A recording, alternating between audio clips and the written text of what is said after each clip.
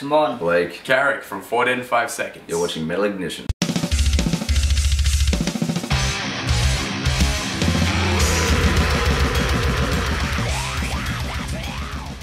The way I know him from is actually our last show for our last bassist. It was where I saw him in the crowd. He was just chilling in the audience, and then after the show we came up to him and we saw him.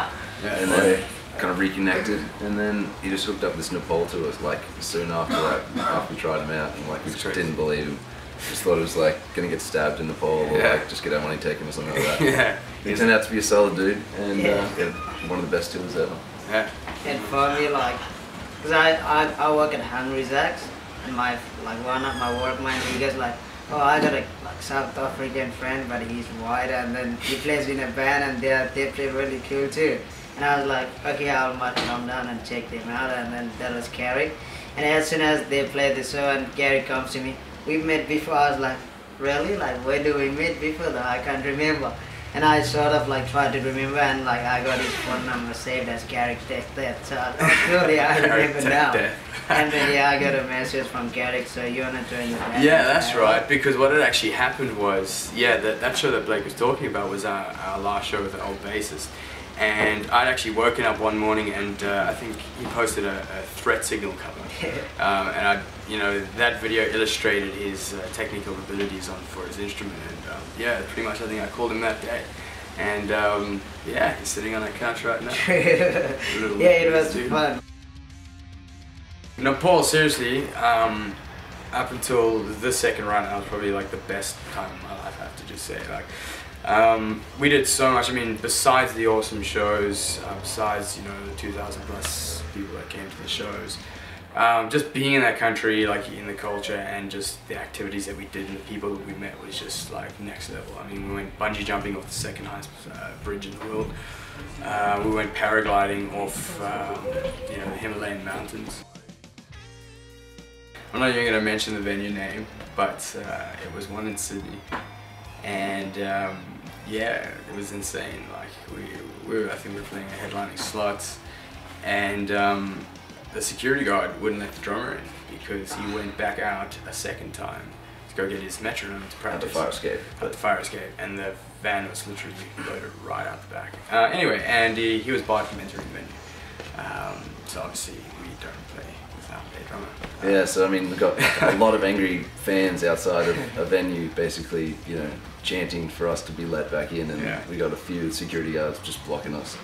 And anyway, like, we didn't end up playing, which was ridiculous that we didn't end up playing. And they made us fucking load out the front of the venue, which was like so bad. But anyway, like, but it was actually, we turned out to be good because everyone chucked in an offering, like this dude, he like out of nowhere, like I was just packing, I didn't even see it happen until afterwards, but like this guy with the hat apparently just went around like to everyone that was outside the front of the venue, just like, this band's come all the way up here, like just, geez, a really cool dude. And he raised like $270 or something. Yeah, something like that. Something sick, so it was like petrol and everything, so it was like, it was good. It turned out to be, like, I mean, it was like, it was good. It's cool, it's cool that like, like fans want to do that for us, man. Like, that was awesome.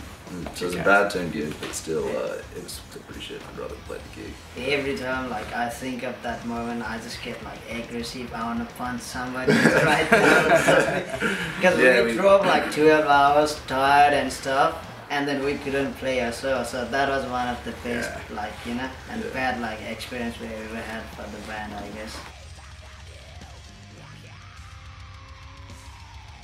So I joined the band, and then I joined it in March, I guess, and there was like really like one of the biggest metal festival happening in Nepal called Silence Festival, and I decided like, what if we go and play over there? And boys were like, can we, like, you make it happen? Because I just joined the band, and they even didn't think like I can make it happen because I'm just new.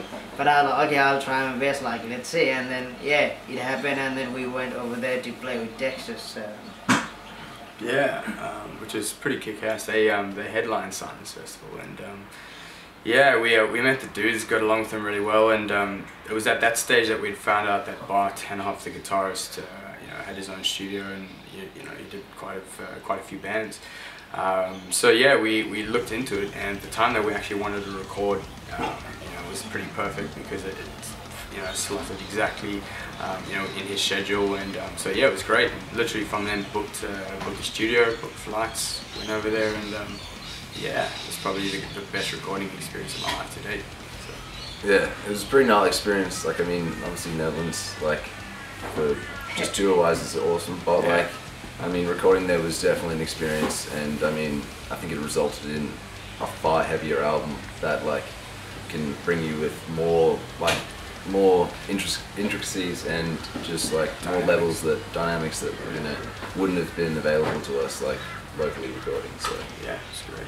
And also like just to, you know, for him to give his kind of mindset or thoughts on our songs and kind of add, you know, slight little variations in just, you know, I wouldn't say the actual structure, but the music more was kind of cool to hear him add like a bit of effects here and there, and small things in the record that we wouldn't necessarily have thought of ourselves if we would have done that. So yeah, it was awesome.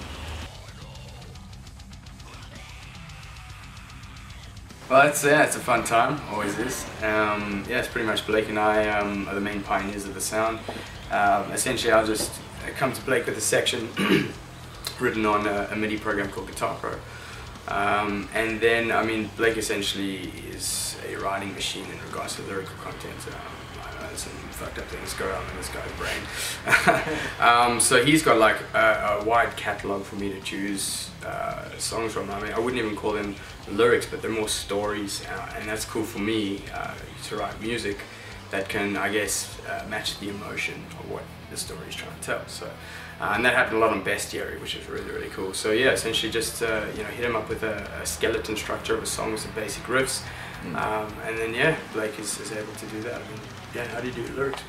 I mean, yeah, basically that, and Carrick will come to me and kind of be like, I'm feeling this color or this feeling of a song, so like I'll have to write something around that, or something that involves that feeling or that kind of story arc, or like things like that. But I mean, yeah, it's good. It works really well, and I think it brings pretty solid, unique sounding stuff. Yeah, it's great.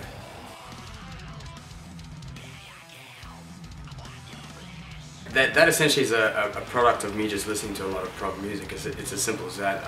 Over the last kind of 12 to 18 months, you know, I've been big into like Dream Theater, obviously Between the Buried and Me, you know, like all sorts of, you know, just very different styled, you know, progressive music. So that's naturally creeping its way into my songwriting, whether I like it or not. It's this natural thing that's going to evolve with me as a musician. But so yeah, those parts, I mean, you know, I try to replicate as much melody and, as Blake said before, color. And in our previous record, we tried to do that via clean vocals and clean singing. And it just wasn't something Blake and I were necessarily feeling, and it wasn't a natural thing for us to move in that direction. And so yeah, I guess that's why a lot of those solo and percussive sections are there. It was just purely to try and, you know, get as much melody and color from music, you know, without having to have, you know, clean singing. Yeah, but without drifting too far away, because like, I mean, I love progressive music as well, but like sometimes you hear a really awesome part in a song and you're just like, why does it never return back to that part?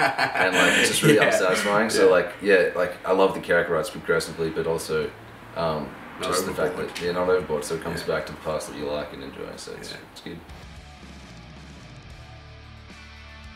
Menno's been going pretty well. It's gotten like actually about 2,000 views a week for the last 4 weeks, I think, which is slightly more than expected, so that's pretty awesome. And yeah, it was good doing a lyric video with that one, because I think it kind of needed it, like just for people to read it while they kind of listen to it, because it was a more, I don't know, theoretic idea, I guess. But anyway, but this new one that's coming out is pretty damn exciting.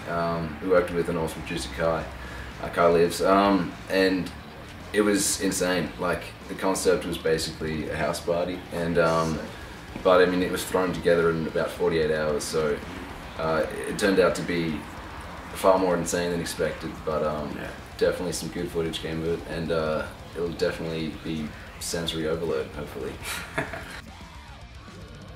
I'll never ever forget is like Max's nose got broken by Blake, because we were having a like boxing like at the backyard, and then literally he just broke his nose. So that was funny. And I named him as like Lantern Nose from that day. So which is cool. So Max is like one of our like ex-guitarists, and he's our coolest friend. So that was like so funny. No hard feelings, but yeah, it did happen. My dad had to actually readjust like shortly after, which was even better story. But you know, I'm still yet to hear back from the doctors whether it was like, you know, apparently the septum's straight, so I'm in the clear. Bestiary, The Book of Beasts is out 8th of August. iTunes, Big Cartel CDs. Check it out.